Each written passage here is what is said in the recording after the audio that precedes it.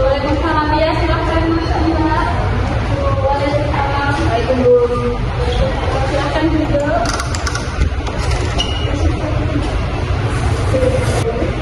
Silahkan duduk. Halo, selamat siang semuanya. Siang Bu. Kalian ada apa nih kok tiba-tiba bareng-bareng di sini loh? Ini Bu, jadi saya sama teman-teman ini mau bimbingan terkait nilai kita sehari-hari itu kayak kurang keras ya. Baik, Ibu di sini bertindak sebagai pemimpin kelompok dan kalian sebagai anggota ya. Jadi kita silakan siapa dulu yang mau bicara, apa kalian sudah siap? Siap Bu. Oke, sebelumnya dalam proses konseling ini ada asas-asas yang harus dipatuhi bersama-sama. Asas tersebut. 1. Asas kerahasiaan. Jadi, semua anggota berjanji apapun yang terjadi dalam proses konseling ini tidak akan diberitakan terhadap orang lain. Kedua, asas keterbukaan. Semua anggota kelompok terbuka dalam menyampaikan permasalahannya.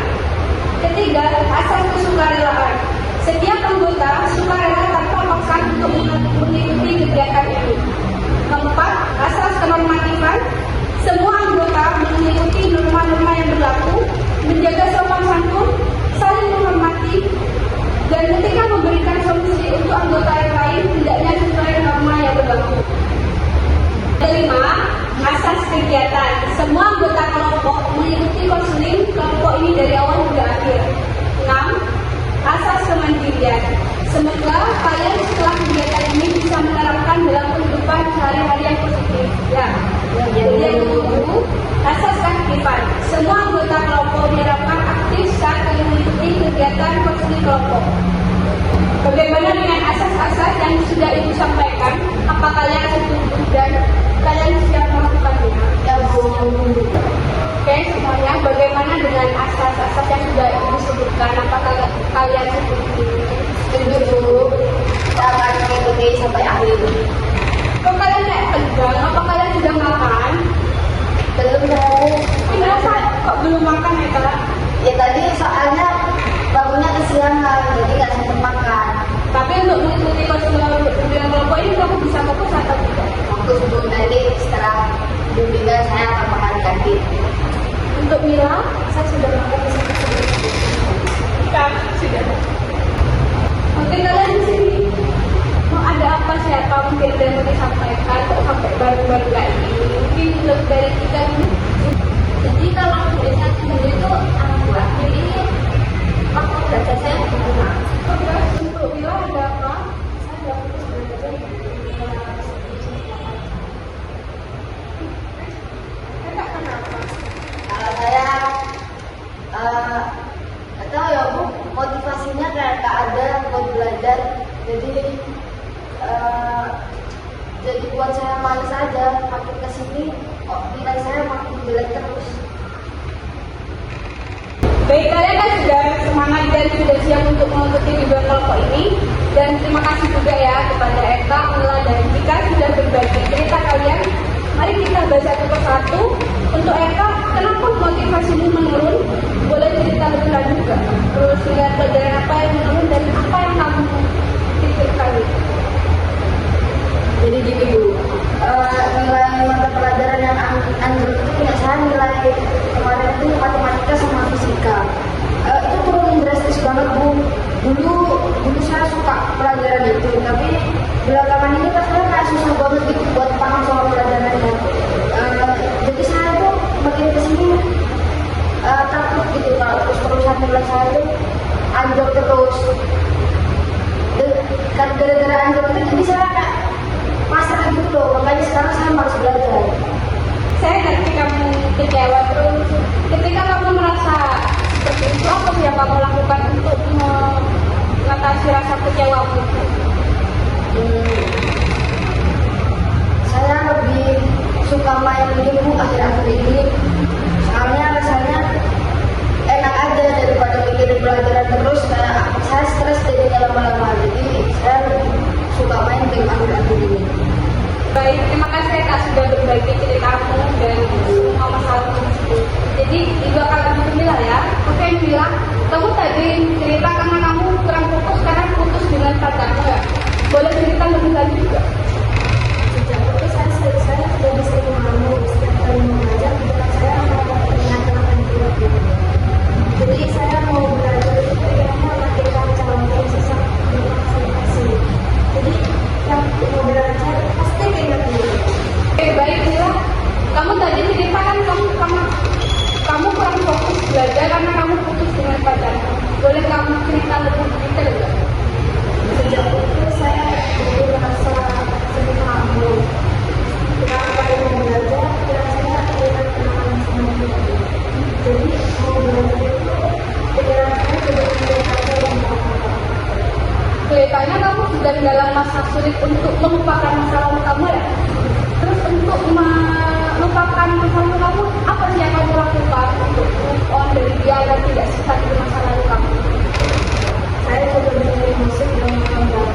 Tapi tetap saja pas mau belajar, pikiran saya masih diikat dengan pikiran. Jadi itu saya merasa sia-sia. Terima kasih Mila sudah berbagi cerita. Nanti akan kita cari strategi dan kita akan bahas untuk membantu kamu lebih fokus lagi ya. Baik, selanjutnya kita ya. Tadi kamu cerita kamu sulit membagi waktu karena kamu sering liburan.